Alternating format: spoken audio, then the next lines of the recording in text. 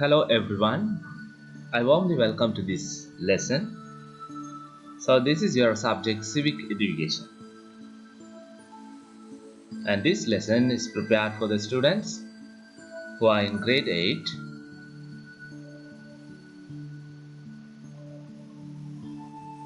and this is your 7th lesson. So we will directly move to the lesson. So we are still in the second unit, Democratic Society.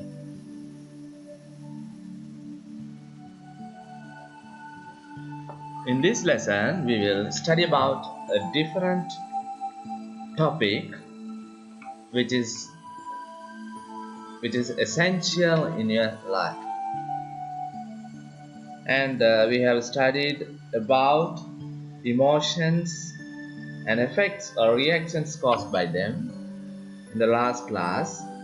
And also we focused on let's establish democracy by managing emotions positively. Now we will have a look at the next lesson, which is let's improve the leadership qualities by identifying the need for leadership. So in this lesson we will focus on leadership. So what do you mean leadership? Whenever people act collectively, there should be a leader to direct them. So whenever people act collectively means they are working as a team. So in a team, you can observe there is a leader. Who is leader? The person who leads a team. Simply we can mention that. The task of a leader is to direct and motivate the family, several people or a group of people for the fulfillment of an objective or objectives. So there are many tasks that are assigned to a leader.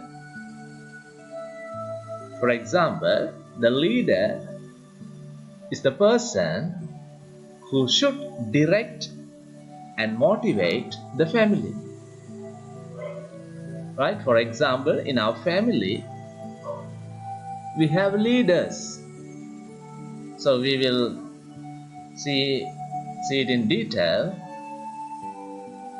And also there are several people or a group of people who work towards fulfilling a particular objective or objectives.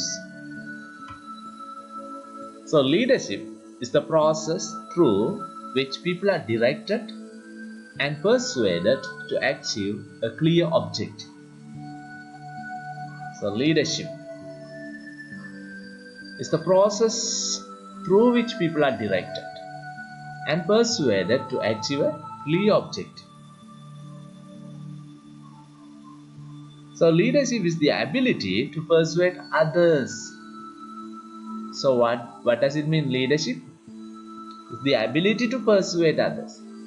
So ability to lead others or guide others and make them dedicated and encourage them to achieve the objectives of an institution or of an organization. So the leadership is the task to encourage others. And then leadership is not a methodology or a technological skill. It is the matter of opening up of the heart. Through this, not only you, but others too can be stimulated. So leadership is not like a thing which is associated with machinery or any operating system, but that is related to our heart. That's why it has been mentioned like it is the matter of opening up of the heart. So through the leadership, we can stimulate or encourage others, or we can urge others. Great leadership is not a methodology to follow. It is a humanistic achievement that generates the heart and bonds with the hearts of others. So, leadership is mostly associated with the people. So, it is a humanistic achievement. So, by a great leadership, we can win the hearts of others, and it generates the heart and bonds with the hearts of others. So a better leadership can bring the people together in a place, in a one location, in a one place, right? So now we will see occasions where leadership can be seen in society. So what are the occasions? So what are the occasions within the family? For example, parents, adult, children, right? So you can observe in your family, your parents might lead you, right? And sometimes if there are no parents, or maybe the parents are too old, your adult children, your elderly brothers or sisters might lead you, right? So this is an example for an occasion in the family. And then in school, so in your school you can observe the principal, vice principal, assistant principals, sectional heads, class teachers, prefects, management committee leaders, monitors, subject leaders, etc. They can lead you, right? So the principal is the person who is responsible for all the academic and non-academic staff, as well as students, teachers, right? So he is the person who should lead everyone in the school. So he is the in charge. In the society, so in the society you can see religious leaders, community leaders, right? Political leaders, heads of institutions. So there are different types of leaders you can observe or you can see in your society. So here I have displayed some pictures. So in the first pictures you can see the parents, they are leading their children, right? Particularly the father who is leading that family. And the second picture you can see in the class, the teacher, maybe he's a class teacher and he is leading his students. And now we will see qualities of a leader.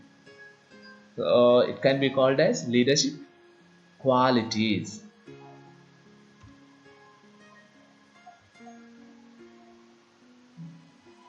So leadership qualities, we can call it as skills, right? The first one, communication skill. Communication skill. For example, we can describe it in the way presentation, explanation, speech, orderliness, listening, firmness, right? So for a particular thing, that the person should have a skill to communicate with others. And the next thing, problem solving skill. If there is any problem, first he or she should understand the problems and then collecting information with regard to the problem and then analyze or maybe the root cause. What's the cause of the problem? and then finding solutions. So based on the solutions, the implementation can happen, right? And then organizational skill. So deciding the objective. The important thing is the objectives must be set, right? So based on the objectives, the planning should happen, and then organizing, and then making decisions. So these are associated with organizational skill. And then manipulative skill. Manipulation means handling a situation strategically, deciding the target, organizing teams, controlling, achieving the targets. So based on the target, as students you should have a target, right? For example, you need to fix your target. So I can say an example, I need to obtain 80 marks in each subject. So that is an example for target, setting target or deciding target. And the next one, human relationships.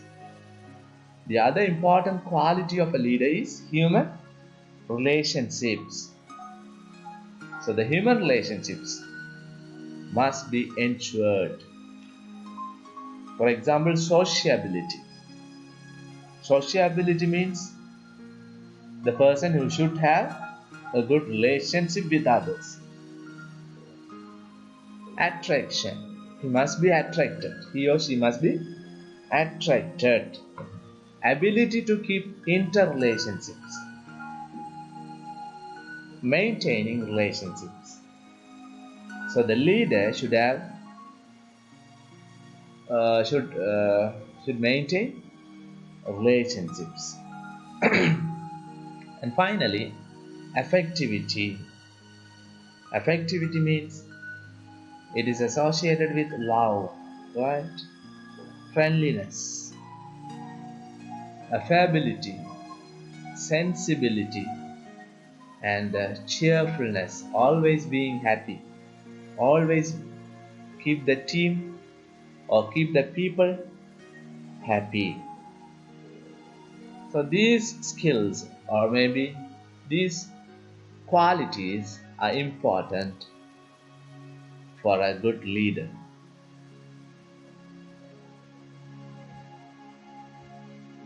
And now we will focus on, let's identify various leadership styles in the society.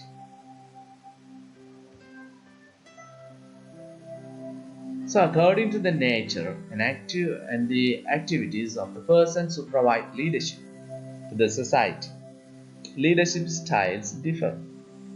So according to the nature and the activities of the persons who provide leadership to the society, leadership styles differ. So you can see there are different types of leadership. So autocratic leadership style. So autocratic leadership style means, so I want to explain in Tamil.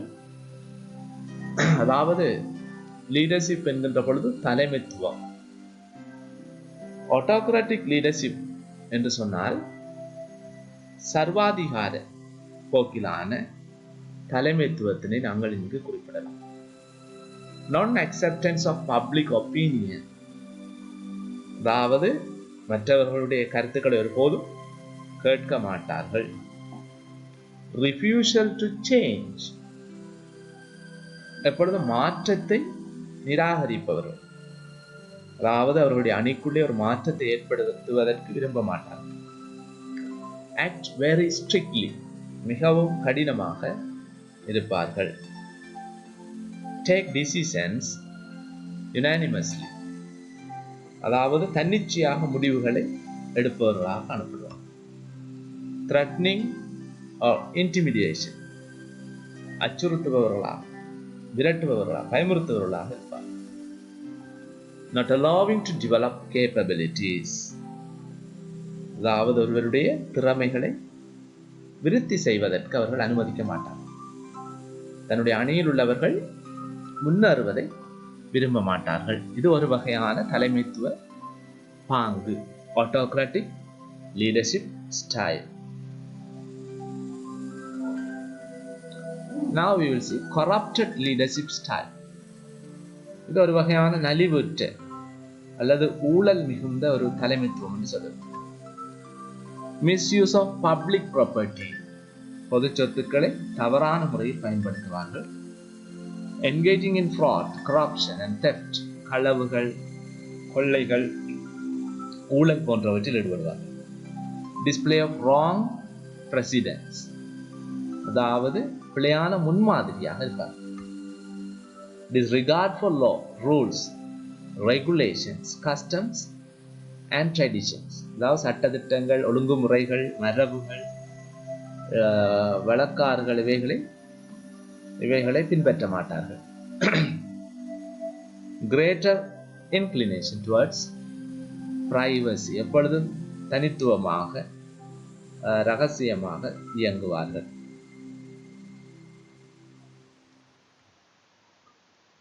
So we will continue to study about the different types of or different styles of leadership.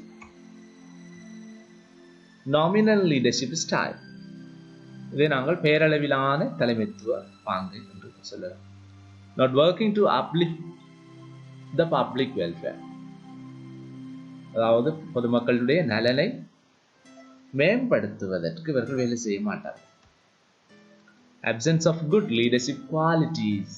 So we cannot see any good leadership qualities that we have seen earlier. நாங்கள் ஆரம்பத்திலே பார்த்ததை போல அந்த நல்ல தலைமைத்துவத்துக்கான பண்புகள் இவர்களிடம் இருக்காது. Lack of clear targets and expectations. So they don't have any targets. அவர்களிடம் எந்த தெளிவான இலக்குகள் அல்லது எதிர்பார்ப்புகள் மிகவும் குறைவாக இருக்கு. Not making any changes. So they do not intend to make any changes. அதாவது எந்த மாற்றங்களையும் கொண்டு வர விரும்ப மாட்டார்கள். Attempting to be prominent. அவர்கள் எப்பொழுது முக்கியத்துவமானவர்களாக இருப்பதற்கு முயற்சிப்பார்கள். So the last leadership style is democratic leadership style. So we have studied about democracy. Our second unit's topic is also related to democracy. So democratic leadership style, accepting and respecting public opinion. அதாவது பொதுமக்களை ஏற்றுக்கொள்வதும் மதிப்பளிப்பதும், அவருடைய கருத்துக்களை ஏற்றுக்கொள்வதும் மதிப்பளிப்பதும் இந்த தலைமைத்துவத்தின் முக்கியத்துவமாக இருக்கு. Maintaining close relationship with the public. பொதுமக்களோடு நெருங்கிய தொடர்பினை கொண்டவர்களாக இருப்பார்கள். Encouraging the public. பொதுமக்களை உற்சாகப்படுத்துவர்களாக இருப்பார்கள். Listening to conflicts and solving them.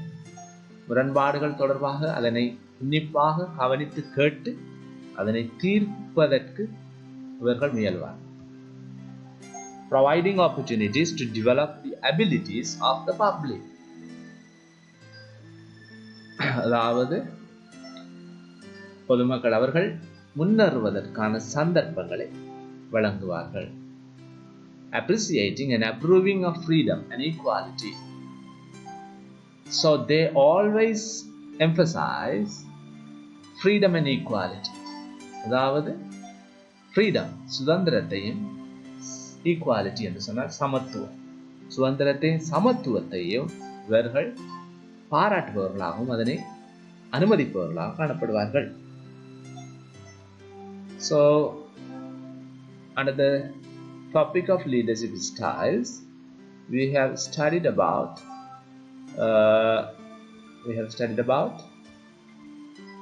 autocratic leadership style, corrupted leadership style, nominal leadership style, and democratic leadership style.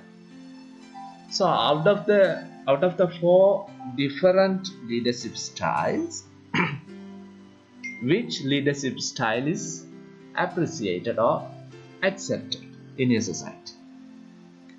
So you can see these four different types of leadership styles in your society.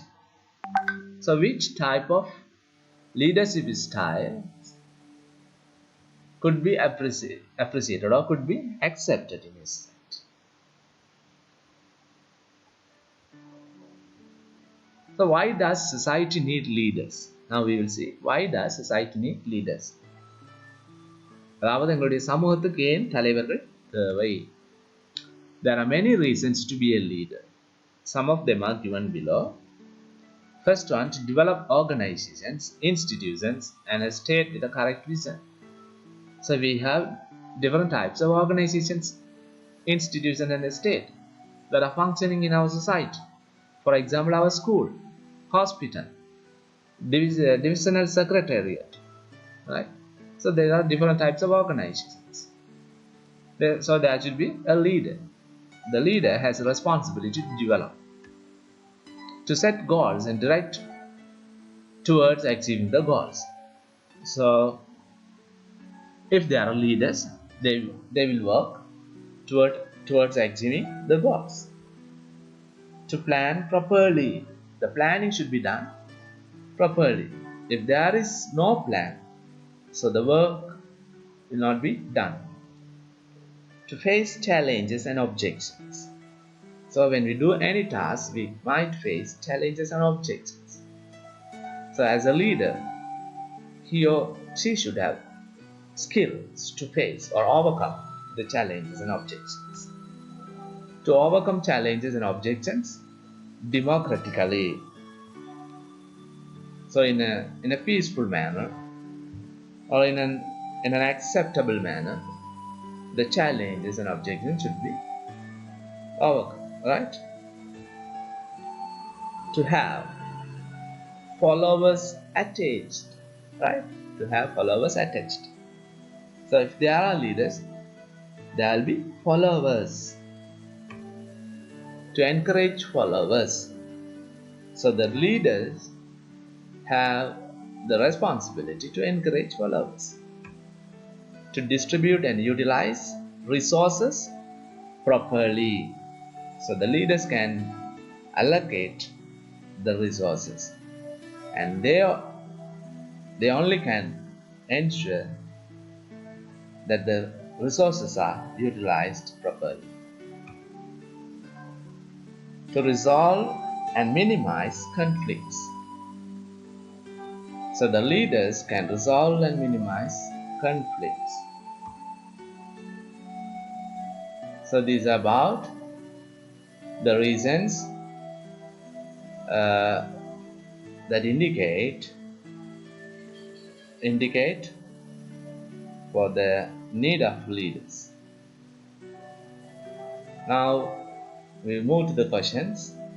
So we have completed this lesson. So you need to write down the topic or heading. Let's improve the leadership qualities by identifying the need for leadership. First question, give a simple definition for the term leadership. Second, write 3 occasions where leadership can be seen. Mention the leadership qualities with relevant examples. Indicate and describe the 4 leadership styles. Out of the above leadership styles, which can be appreciated by a society? State 5 reasons as societies need leaders. So these are the questions that you need to answer. If you have any doubt or if you want more clarification on this, you can contact me. So I thank you so much for watching this video. So we will meet in another lesson soon. Thank you.